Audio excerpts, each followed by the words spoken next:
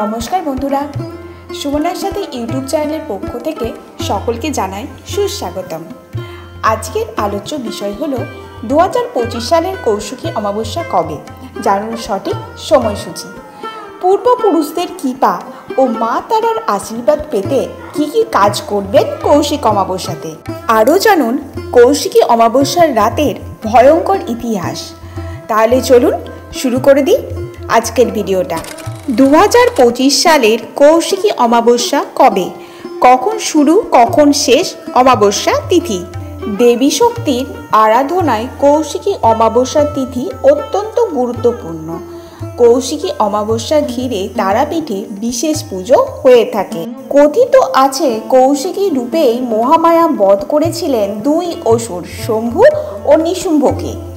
বিশেষ এই দিনে তারা মায়ের পুজো দিতে দূর দূরান্ত থেকে ভিড় করেন অগণিত ভক্ত।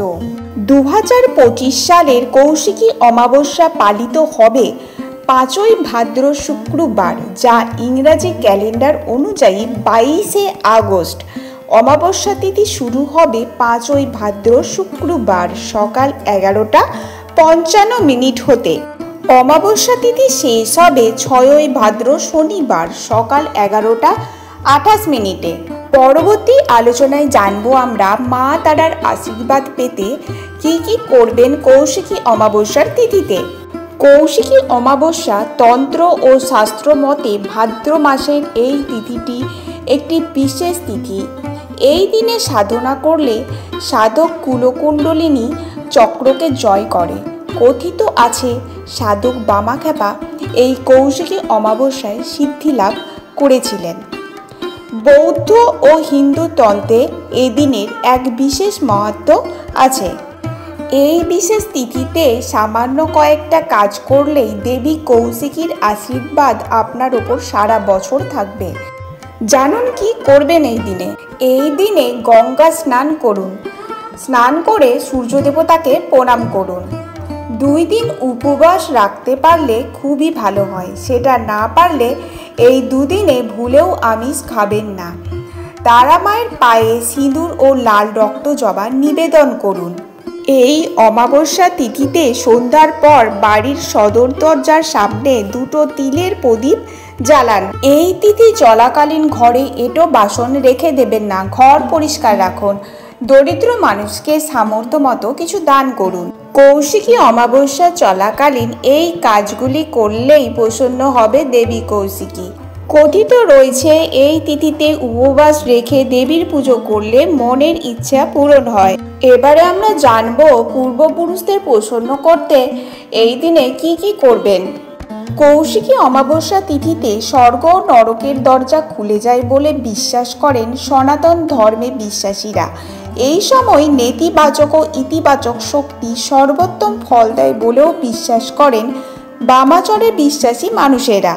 এই তিথিতে ঋষি বরিষ্ঠ বামদেব রূপে জন্মগ্রহণ করে তারাপীঠ মহাশ্মশানে সিদ্ধিলাভ করেছিলেন বলে বিশ্বাস করা হয়। ধর্মীয় বিশ্বাস কৌশিকী অমাবস্যা তিথিতে তারাপীঠ মহাশ্মশানে থাকা শ্বেত শিমুল গাছের তলায় বসে সিদ্ধিলাভ করেছিলেন সাধক বামাখ্যাপা।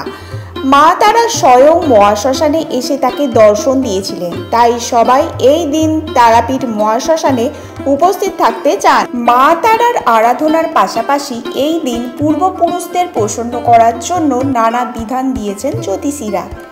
ভোরবেলা গঙ্গা বা পবিত্র কোনো জলাশয়ে স্নান করে তর্পণ করার পাশাপাশি দরিদ্রদের দান করারও পরামর্শ দেওয়া হয়। এতে অত্যন্ত খুশি হন পূর্বপুরুষেরা। পিতৃদোষও দূর হয় বলে বিশ্বাস। এই সময় ভগবান বিষ্ণু ও পূর্বপুরুষদের উদ্দেশ্যে প্রার্থনা করার পাশাপাশি জোর হাতে 7 বার অশ্বত্থ গাছকে প্রদক্ষিণ করলে আশীর্বাদ করেন পূর্বপুরুষেরা। এই রাতে তারাপীঠে কি হয় জানুন এবার তার ইতিহাস। ভাদ্র মাসের এই অমাবস্যা পালিত হয় কৌশিকী অমাবস্যা হিসাবে। কথিত আছে আজকের দিনেই জন্ম হয়েছিল দেবী নবরূপে এক রূপ দেবী কৌশিকীর। তাই এই দিনে পালিত হয় কৌশিক অমাবস্যার রূপে। আজকের দিনে দেবী কালী হিসাবে পূজিত হন বিশেষ সমারোহের সঙ্গে।